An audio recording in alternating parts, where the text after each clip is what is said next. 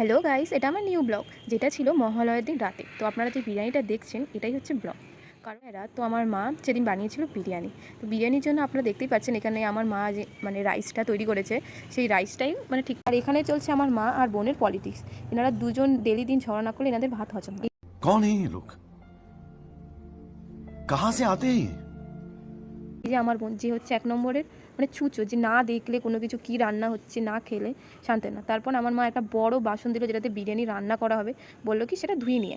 তো আমরা সামনে যে আমাদের কল আছে সেখানে গিয়ে সেটা ধুতে গেলাম। তো আপনারা দেখতেই পাচ্ছেন প্রচণ্ড পরিমাণে বৃষ্টি পড়ছিল সেদিন রাত্রে ঝিরিঝিরি হলো। আমরা গেলাম কোল্ড ড্রিঙ্কস আনতে, কারণ আমার মা বললো যে এখন রাত্রে বিরিয়ানি তো শুধু শুধু খাওয়া যাবে না, তাই করি। তাই ওই ঝিরিঝিরি বৃষ্টি হালকা হচ্ছিলো, তখন আমরা গেলাম কোল্ড ড্রিঙ্কস আনতে। তখনই আমরা গেলাম, তখনই দেখি মাত্র বন্ধ হলো, এমনকি দরজাটাও তারা আমাদেরকে দেখে মুখের ওপর বন্ধ করে দিল। তারপর আমরা গিয়ে তাদেরকে ডাকলাম যে কিছু পাওয়া যাবে কিনা, ভেতর থেকে দেবে কিনা। তো আমার বোন ওকে ডাকতে গেল, ডাকতে গিয়ে যখন গেট ধাক্কালো তখন সে বলে কিনা যে এখন আমরা কিছু দিতে পারবো না।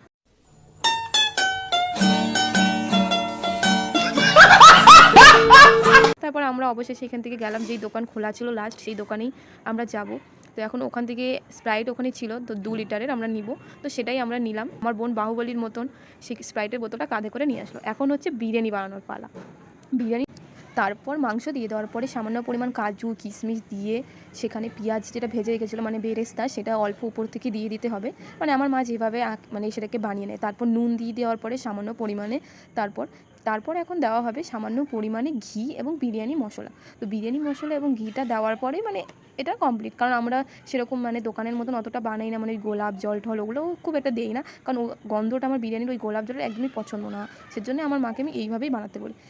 তো আমাদের ভিডিও বানানো কমপ্লিট। তো এটাই ছিল আমাদের ব্লগে। এখন আমি ফ্রিজ থেকে স্প্রাইটটা বের করে নেব অ্যান্ড শুরু হবে আমাদের খাওয়া দাওয়া, যেটা হচ্ছে শেষ পর্ব এই ভিডিও। তো কেমন লাগলো ভিডিওটা প্লিজ লাইক করবেন অ্যান্ড শেয়ার অ্যান্ড কমেন্ট করবেন। আর এই দেখেন বিরিয়ানি, যেটা খেতে খুবই টেস্ট হয়েছিল, আপনারাও ট্রাই করে দেখতে পারেন। বাই।